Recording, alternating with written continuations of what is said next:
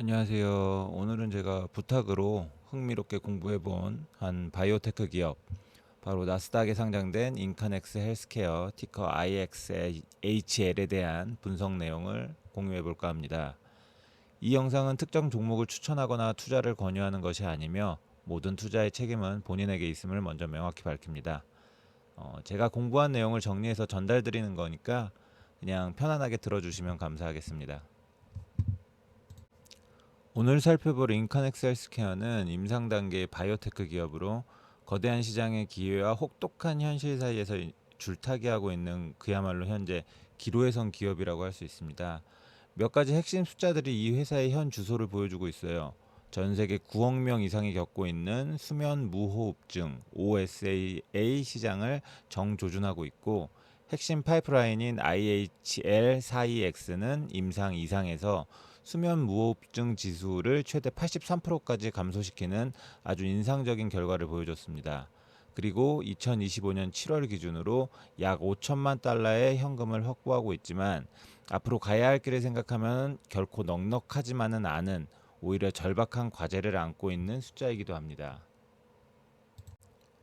그럼 인카넥스가 어떤 무기들을 개발하고 있는지 핵심 파이프라인부터 살펴보겠습니다.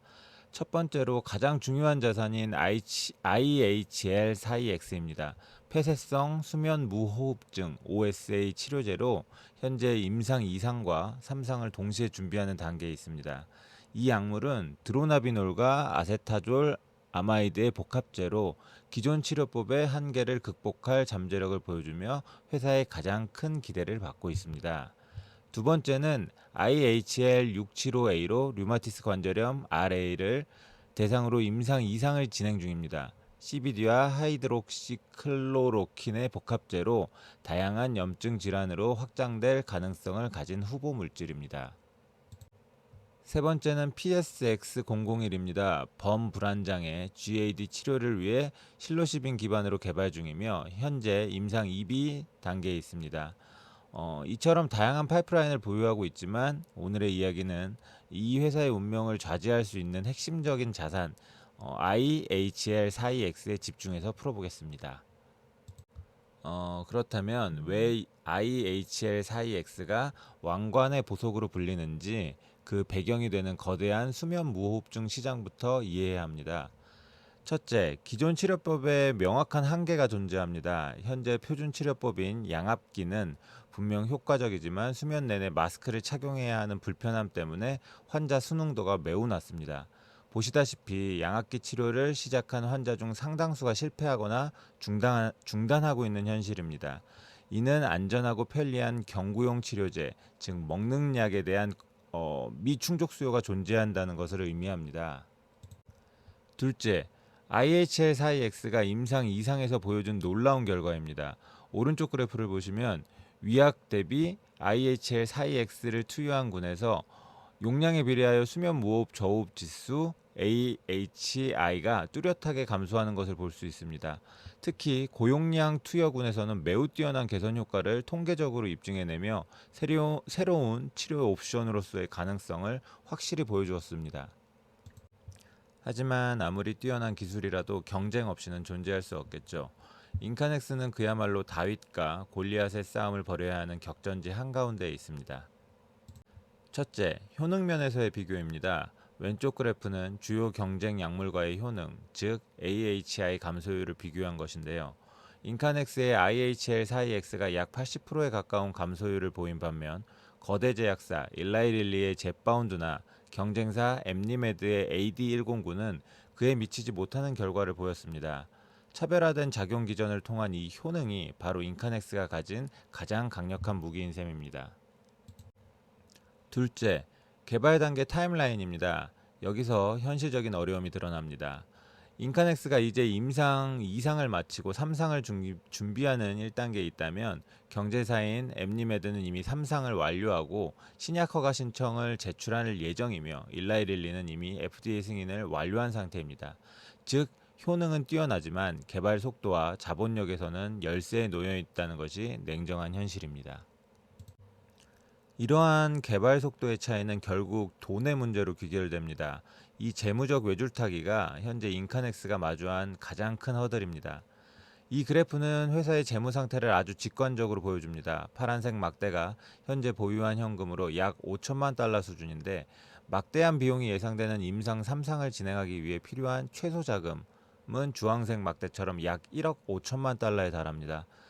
최근 단기적인 유동성은 확보했지만 이 거대한 자금 갭을 메우기 위해서는 추가적인 대규모 자금 조달이나 전략적 파트너십 체결이 절실한 상황입니다.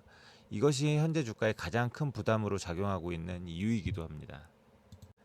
그렇다면 앞으로의 미래 전망은 어떨까요? 모든 바이오테크 투자가 그렇듯이 인카넥스 역시 명확한 리스크와 그에 상응하는 촉매제를 동시에 가지고 있습니다. 먼저 우리가 반드시 인지해야 할 주요 리스크, 즉 약세 요인들입니다. 첫째, 삼상 임상 자금 조달 부담입니다. 대규모 자본이 필요한 만큼 유상증자 등을 통해 자금을 조달할 경우 기존 주주들의 지분 가치가 희석될 심각한 위험이 있습니다. 둘째, 치열한 경쟁입니다. 앞서 보셨듯 거대 제약사와의 힘겨운 싸움에서 이겨내야만 합니다. 셋째, 나스닥 상장 폐지 위험입니다. 주가가 일정 수준 이하로 떨어지거나 유동성 등 상장 요건을 충족하지 못할 경우 상장 폐지로 이어질 수 있는 리스크도 분명 존재합니다. 반대로 이 리스크들을 모두 뒤집을 수 있는 핵심 촉매제, 즉 강세 요인들입니다. 첫째, FDA 이상 종료 미팅입니다. FDA와의 미팅에서 긍정적인 결과를 얻고 3상 임상 설계를 확정받는다면 불확실성이 크게 해소될 것입니다. 둘째, 전략적 파트너십 체결입니다. 이는 아마도 가장 중요한 단기 촉매제가 될 텐데요. 거대 제약사 등과의 파트너십을 통해서 부족한 자금과 상업화 역량을 단번에 확보할 수 있습니다. 셋째, 3상 임상 개시입니다. 성공적으로 자금을 조달해서 최종 승인을 향한 마지막 관문인 3상 임상을 시작하는 것 자체가 주가에 아주 강력한 모멘텀이 될 수 있습니다. 자, 이 모든 상황을 종합한 최종 투자 의견은 어떨까요? 제가 참고한 제미나이 DB 리서치 AI의 분석은 고위험, 고수익의 전형이라고 결론 내리고 있습니다. 인카넥스는 IHL42X라는 강력한 임상 자산을 분명히 보유하고 있습니다. 하지만 회사의 생존과 성공은 임박한 자금 조달과 파트너십 확보 능력에 전적으로 달려 있습니다. 즉, 과학적 잠재력에 대한 믿음과 재무적 현실에 대한 냉철한 판단이 모두 요구되고 있는 투자인 셈입니다.